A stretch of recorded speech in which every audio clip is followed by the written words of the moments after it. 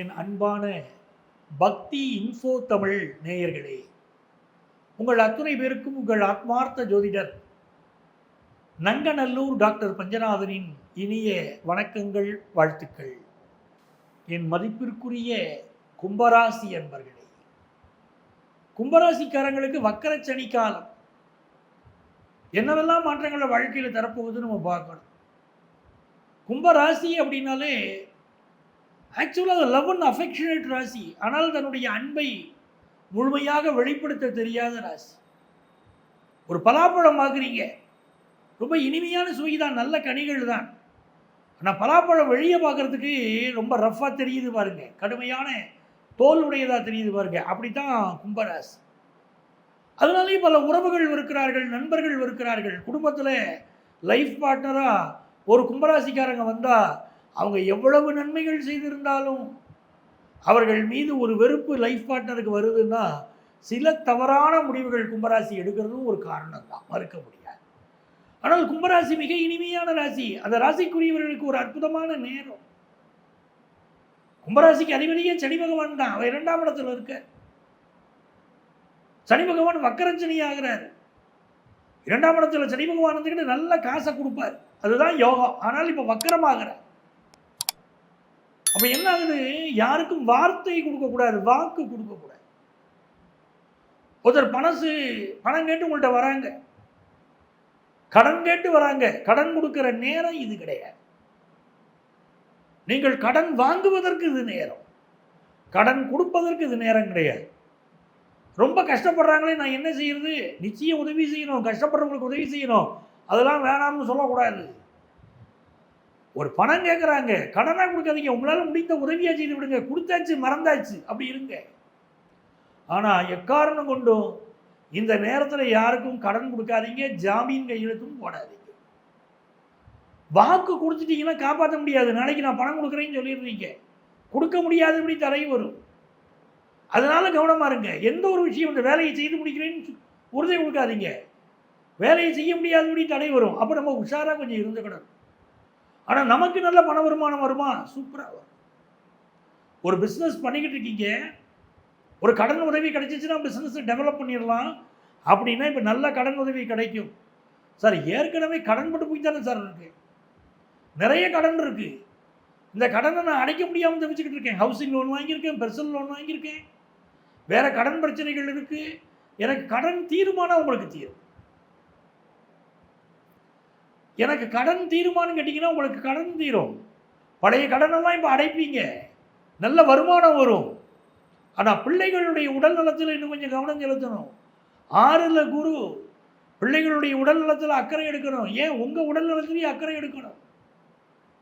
சில பேருக்கு இப்போ வேலை மாற்றம் வரும், சனி வக்கரமாகிறாரு, வேலை மாற்றம் வரும், நல்ல மாற்றம், பயப்படலாம் தேவையில்லை, நல்ல மாற்றம். தொழில் செய்கிறவங்களுக்கு புதிய தொழில் ஆரம்பிக்கக்கூடிய எண்ணம். ஏற்கனவே ஒரு பிஸ்னஸ் பண்ணுறீங்க வச்சுக்கோங்க, கூடுதலாக ஒரு பிஸ்னஸ் பண்ணலாங்கிற எண்ணம் இப்போ வரும். நிறைய பேர் புது கம்பெனி தொடங்குவீங்க. இப்போ உங்கள்கிட்ட நம்பிக்கையாக இருந்த சில பணியாளர்கள் பிரிந்து போவதற்கு வாய்ப்பு உண்டு. ஏற்கனவே பிரிஞ்சு போயிருந்தாங்க சில பணியாளர்கள் ரொம்ப வருஷத்துக்கு முன்னாடி, மீண்டும் திரும்ப வரவும் வாய்ப்பு உண்டு. ரெண்டும் தான் நான் சொல்கிறேன். ஆனால் அதே நேரத்தில் ஃபினான்ஷியலாக உங்களுடைய கடன் சுமை விலகுவதற்கு கடவுள் அருள் புரிகிறாரே, அது நல்லா இருக்குது. இந்த காலகட்டத்தில் எந்த ஒரு விஷயத்தையும் 1க்கு 2 முறை யோசிக்க, அவசரப்படி செய்யாதீங்க. சர்வீஸ் செக்டாரில் நல்ல வேலை வாய்ப்பு கிடைக்கும். அதே மாதிரி நோய் தீர்ப்பதற்கு நல்ல மருத்துவ ஆலோசனை கிடைக்கும். என்னென்ன பிரச்சனைகள் இருக்கோ தீர்வதற்கு இறைவன் அனுக்கிரகம் புரிவான். நல்ல நல்ல விஷயமா நிறைய இருக்கு. அப்போ கும்பராசிக்காரங்க இந்த காலகட்டத்தில் என்ன பண்ணினா என்ன வெற்றிகள் வரும்? உங்களுடைய அறிவாற்றல், உங்கள் திறமை தான் உங்களை ஜெயிக்க வைக்கும். யாரையும் முதல்ல வார்த்தைகளால் வருத்தெடுக்காதீங்க, அதை மட்டும் வச்சுக்கிடுங்க. என்ன கோபம் வந்தாலும் அந்த கோபத்தில் நீங்கள் ரொம்ப அமைதியாக இருக்கிற ஆள் தான், ஆனால் திடீர்னு கோபப்பட்டுருவீங்க. அந்த கோபத்தை கைவிட்டால் உங்கள் நன்மதிப்பு என்றைக்கும் நீடிக்கும். இந்த காலத்தில் நீங்கள் என்ன பண்ணணும் அப்படின்னு சொன்னால், நீங்கள் வழிபட வேண்டிய தெய்வம் ராஜராஜேஸ்வரி. ராஜராஜேஸ்வரி வழிபாடு செய்யக்கூடிய கும்பராசிக்காரர்களுக்கு வாழ்க்கையில் தோல்வியே கிடையாது. பெரிய பெரிய வெற்றிகளை பெறலாம். மிகப்பெரிய யோகங்கள் உங்களுக்கு பெற வேண்டுமானால் ராஜராஜேஸ்வரியை வழிபடுங்க, நன்மைகள் நடக்கும். அதை போல நீங்கள் வழிபட வேண்டிய இன்னொரு தெய்வம் குச்சனூர் சனீஸ்வர பகவான்.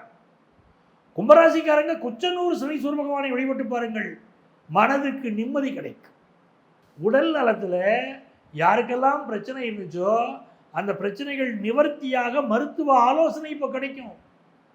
இது ரொம்ப நல்ல விஷயம் இல்லையா? ரொம்ப நாளாக கடன் இருந்துச்சு, கடனை அடைப்பீங்க. அதெல்லாம் பெரிய திருப்தியாக உங்களுக்கு வந்துக்கிட்டு இருக்கு. மறைமுக விஷயங்கள், உங்களுக்கு எதிராக நடக்கக்கூடிய சூழ்ச்சிகள், அதை பற்றிய செய்திகள் உடனே வந்து சேரும். அதனால எதிரிகளை வீழ்த்தக்கூடிய உபாயங்கள், தந்திரங்கள் அத்தனையும் செய்வீங்க. இந்த காலகட்டம் மிகப்பெரிய வளர்ச்சியை தருது. ஒரு கம்பெனியை நடத்திக்கிட்டு இருக்கீங்க, போட்டி கம்பெனியை ஜெயிக்கக்கூடிய சக்தி உங்களுக்கு வரும். வல்லமை தாராயோ இந்த மாநிலம் பயனுற வாழ்வதற்கே நாம் பாரதி. உங்களுக்கு அந்த வல்லமை கிடைக்குது. சிம்மராசிக்காரங்க ஓங்கி அடித்தா 1.5 டன் வெயிட்டு புரிஞ்சுக்கிட்டா போதும், ஜெயிச்சிருவீங்க. இது நல்ல நேரம். யாரை சார் நாங்கள் கும்பிடணும்? யாரை கும்பிட்டா நல்லா இருப்போம்? சாட்சாத் விநாயக பெருமான். ஞாயிற்றுக்கிழமை ஆச்சுன்னா பக்கத்தில் உள்ள கோயிலுக்கு போகணும். விநாயகருக்கு அருகம்புல்லினால் அர்ச்சனை பண்ணணும். அந்த அர்ச்சனை உங்களுடைய தடைகளை போக்கும், வாழ்க்கையை நல்ல விதமாக மாற்றி தருங்க. சனி பகவான் வக்கரச்சனி வாழ்க்கையை தரப்போறாரு, காத்திருங்க. இவ்வளவு நேரம் உங்கள் ராசிக்குரிய வக்கர சனி பயிற்சியுடைய பலன்களை நம்ம பார்த்தோம். அப்போ இந்த வக்கர சனி பயிற்சி காலத்தில் என்ன பரிகாரம் சார் நாங்கள் முழுமையாக செய்யலாம்? எங்களுக்கு பிரச்சனையே இருக்கக்கூடாது. என்ன பரிகாரம் செய்யலாம்? கணவன் மனைவி பிரிஞ்சிருக்கக்கூடிய அளவுக்கு சில குடும்பங்களில் பிரச்சனை இருக்கு. என்ன செய்தால் கணவன் மனைவிக்கு இடையில் இந்த வக்கர சனி காலத்தில் நன்மை நடக்கும் அப்படின்னு கேட்டீங்கன்னா, பிரதோஷ நாட்களில் அல்லது திங்கட்கிழமை சிவபெருமானுக்கு பால் அபிஷேகம் பண்ணணும், தேன் அபிஷேகம் பண்ணணும். இது ரொம்ப முக்கியம். உங்களுக்கு அன்புக்குரிய ஒருவர், வாழ்க்கையில் யாரை ரொம்ப நேசிச்சீங்களோ அவங்க உங்களை விட்டு போயிட்டாங்க வச்சுக்கோங்க. இப்போ நீங்கள் என்ன செய்யணும்? இந்த வக்கர சனி பயிற்சி காலத்தில் சிவபெருமானுக்கு பால் அபிஷேகம், தேன் அபிஷேகம் செய்து சிவபெருமானுக்கு முன்னால் உட்கார்ந்து ஓம் நமச்சிவாய மந்திரத்தை ஒரு 1008 முறை சொல்லணும். இதை பிரதோஷ நாட்களில் செய்யலாம், இல்லைன்னா திங்கட்கிழமைகளில் செய்து வரலாம். பிரிந்தவர்கள் மீண்டும் சேர்ந்து விடுவார்கள். வக்கரச்சனியினால் பிரிஞ்சிட்டாங்கன்னு யாரும் கவலைப்பட வேண்டாம். சிலருக்கு உடல்நல துன்பங்கள் இருக்கு, எனக்கு வக்கரச்சனியினாலே அப்படின்னு நீங்கள் கவலைப்படுறவங்களா இருந்தால் இந்த காலகட்டத்தில் காகத்திற்கு உணவிடுங்கள். தயிர் சாதம் இருக்கு பாருங்க, தயிர் சாதத்தில் சிறிதளவு எள் போட்டு, ரொம்ப எள் போட்டுறாதீங்க, காக்கா சாப்பிடாது. லேசாக இதில் எள் போட்டு அந்த தயிர் சாதத்தை காக்காய்க்கு வச்சிங்கனாலும் காகம் அதை சாப்பிடும். உங்களுக்கு வரக்கூடிய துன்பங்கள் விலகும். அதே போல பித்ருக்களுக்கு செய்யக்கூடிய தர்ப்பணம் பண்ணுங்க, அமாவாசை தர்ப்பணம் கொடுங்கள். அதுவும் உங்களுக்கு சனி பகவான் அகமகிழ்ந்து உதவுவார். ஏன்னா காகம்தான் பித்ருக்களை குறிக்கக்கூடிய பறவைன்னு நம்ம சொல்கிறோம் இல்லையா? அதனால நீங்கள் செய்யுங்க. இதெல்லாம் உங்களுக்கு மிகுந்த நன்மைகளை தரும். நவக்கிரகங்கள் 9 கிரகங்கள். ஒவ்வொரு கிரகத்துக்கும் ஒவ்வொரு தனித்தனி சிறப்பு. ஒவ்வொரு கிரகமும் நம்மளுடைய உறவு முறைகளில் ஒரு முறையை சொல்லுது. உதாரணமாக சூரியன்கிற கிரகம் நம்ம வாழ்க்கையில் நம்முடைய அப்பா எப்படிப்பட்டவர், நமக்கு அரசு வேலை கிடைக்குமா அப்படின்னா அந்த சூரியன்கிற கிரகம் சொல்லுது. சந்திரன்கிற கிரகம் தான் நம்ம ஜாதகத்தில் இருக்கக்கூடிய சந்திரன்கிற கிரகம் தான் அம்மாவை பற்றி சொல்கிறது. நம்ம தாய்க்கு நமக்கு இடையிலே இருக்கக்கூடிய அந்த ஆழமான புரிதல் எப்படி, அம்மாவுடைய உடல் நலம் எப்படி இருக்கும், நம்முடைய மனநலம் எப்படி இருக்கும் அப்படின்னு சொல்லும். செவ்வாய்ங்கிற கிரகம் தான் சகோதர உறவுகளை பற்றி பேசுகிற கிரகம்.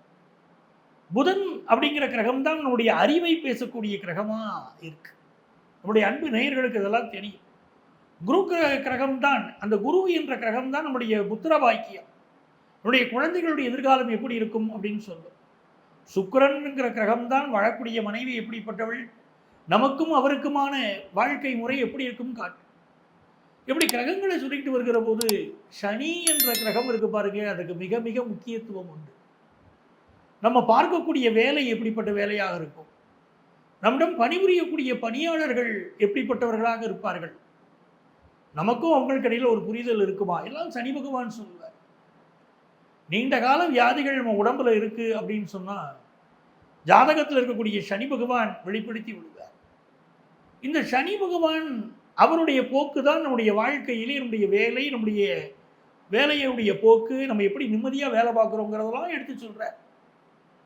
அந்த சனி பகவான் இப்போ பெயர்ச்சி அடைந்தது உங்களுக்கு தெரியும். ஓராண்டாகுது. கும்பராசியிலிருந்து மீனராசிக்குள்ளே சனி பகவான் பயிற்சி அடைந்து விட்டார். ஆனால் பயிற்சி அடைந்திருக்கக்கூடிய சனி பகவான் இப்பொழுது வக்கரம் அடைகிறார். ஜூலை மாதம் 15ஆம் தேதியிலிருந்து நவம்பர் மாத கடைசி வரைக்கும் சனி பகவானுடைய வக்கர பயிற்சி நடைபெறப் போகிறது. இதுல சில ராசிகள் கவனமாக இருக்க வேண்டியிருக்கு. சில ராசிகள் ரொம்ப சந்தோஷமா வாழலாம். நம்ம ராசிக்கு சனி பகவான் என்ன நன்மையை தருவார் அப்படிங்கிறத தான் நம்ம இதில் பார்க்க போறோம். அது என்னங்க சனி பகவானுடைய வக்கரம் அப்படின்னா, மனிதர்களில் வக்கர புத்தி படைத்தவர்கள் சிலர் சொல்றோம். நம்ம சிந்திக்கிறதுலேருந்து மாறுபட்டு சிந்திக்கிறாங்க. நம்முடைய நடத்தையிலிருந்து அவங்களுடைய கேரக்டர் மாறுபட்ட கேரக்டராக இருக்கு. நம்ம நல்லது செய்யணும்னு நினச்சா அவங்க கெடுதல் செய்கிறவங்களா இருக்காங்க. இப்படி சனி வக்கர காலம் அப்படிங்கிற போது பொதுவாக மனிதர்களில் வக்கரம்ங்கிறது இப்படி குணங்கள் மாறுபட்டவங்களா இருக்காங்க. இப்போ சனி வக்கரம், அப்போ வக்கரம்னா இந்த சனி பின்னோக்கி வருதா அப்படின்னா, சனி பகவான் பின்னோக்கி எல்லாம் வரல.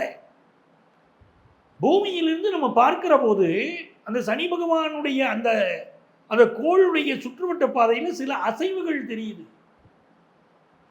அந்த அசைவுகளைத்தான் நம்ம வக்கரம்னு எடுத்துக்கிடுறோம்.